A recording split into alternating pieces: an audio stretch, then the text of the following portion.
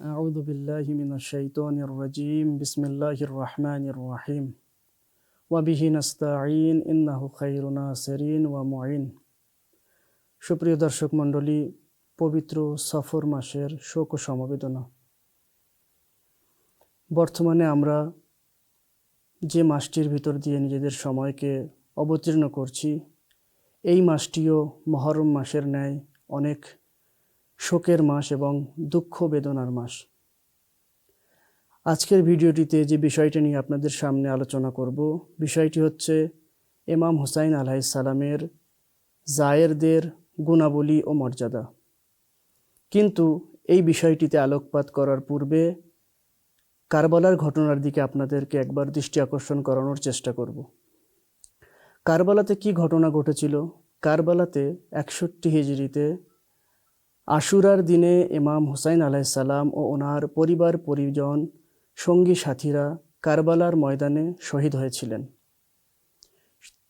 শুধু এখানেই শেষ নয়, ওনারা শহীদ হয়ে যাবার পরে এজিদের দল, সৈন্য দল ইমাম হুসাইন আলাইহিস সালামের পরিবার পরিজনকে কয়েদ করে নিয়ে কারবালা থেকে কুফা থেকে শামের দরবারে নিয়ে যায় এবং শামের দরবারের পরে শামের কয়েদখানায়, শামের জেলখানায় ওনাদেরকে রাখা হয়।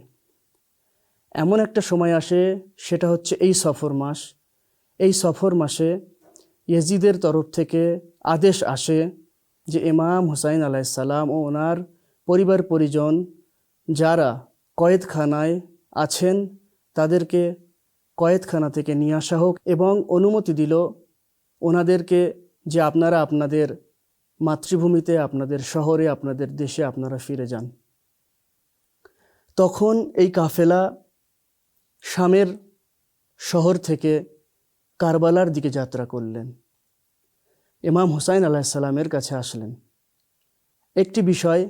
একটি হাদিস এখানে আমি আপনাদের সামনে উপস্থাপন করতে চাই, এবং এটাই হচ্ছে আমার মূল এবং আলোচ্য বিষয়, যে ইমাম হুসাইন আলাইহিস সালামের জিয়ারতকারীদের মর্যাদা ও গুণাবলী কি। মুহাম্মদ বিন মুসলিম ইমাম বাকের আলাইহিস সালাম থেকে বর্ণনা করেছেন, যদি মানুষেরা জানতো ইমাম হুসাইন আলাইহিস সালামের জিয়ারতের মর্যাদা ও গুণাবলী, তাহলে তারা আনন্দে মারা যেত। শুধু তাই নয়, অনুশোচনায় তারা চিন্তা করতে করতে তাদের নিঃশ্বাস বন্ধ হয়ে আসতো। এরপর মুহাম্মদ বিন মুসলিম ইমাম থেকে প্রশ্ন করলেন, ইমাম, জিয়ারতকারীদের বা জিয়ারতের যে মর্যাদা আর কত গুণাবলী আছে?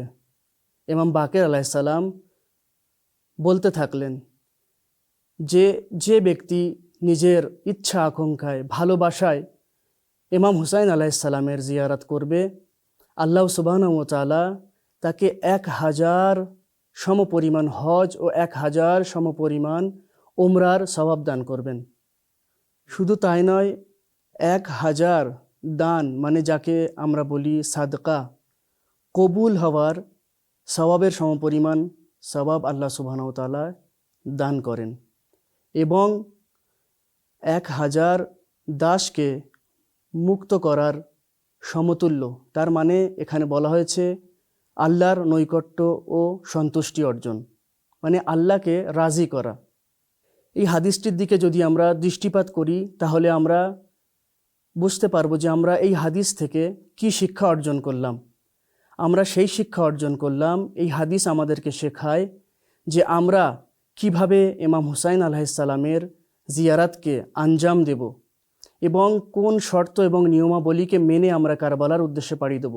কেননা আপনারা জানেন, এখন যে সময়টা চলছে সেটা হচ্ছে আরবাইনের সময়, মানে ইমাম হুসাইন আলাইহিস সালামের 20 সফরের 40 সেই সময় জায়েরিনরা কারবালার উদ্দেশ্যে পাড়ি দিচ্ছেন পায়ে হেঁটে বিভিন্নভাবে। তো এই হাদিস আমাদেরকে এই শিক্ষা দেয় যে আমরা যদি নিজেদের সম্মানকে এবং মর্যাদাকে আল্লাহ সুবহানাহু ওয়া তাআলার সামনে বাড়াতে চাই, বা আল্লাহর সেই সঠিক নৈকট্য অর্জন করতে চাই, তাহলে আমরা ইমাম হুসাইন আলাইহিস সালামের জিয়ারতকে সঠিক মান্যতার সঙ্গে এবং সত্য নিয়তের সঙ্গে, নিজের ভালোবাসা ও আকাঙ্ক্ষার সঙ্গে আমরা আঞ্জাম দেব।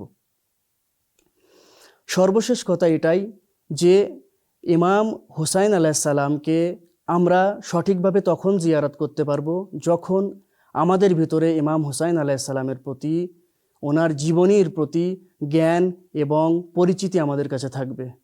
যদি আমাদের কাছে মারেফাত পরিচিতি না থাকে তাহলে আমরা সঠিকভাবে জিয়ারত করতে পারবো না এবং আল্লাহর কাছে সেই জিয়ারতের গ্রহণযোগ্যতা এবং জিয়ারাতকারীদের যে মর্যাদা গুণাবলী হাদিসে ব্যাখ্যা হয়েছে এবং বিভিন্ন রেওয়ায়েতে, তার অধিকার আমাদের আল্লাহ দেবেন না এবং সেই সওয়াব আমাদেরকে দান করবেন না। সর্বশেষ দোয়া আল্লাহ সুবহানাহু ওয়া তাআলার কাছে, আল্লাহ সুবহানাহু ওয়া তাআলা আমাদেরকে তৌফিক দান করুন, আমরা যেন ইমাম হুসাইন আলাইহিস সালামকে সঠিক জানতে পারি, চিনতে পারি এবং মারেফাতের সঙ্গে ওনার জিয়ারাত করতে পারি কারবালা নামক স্থানে।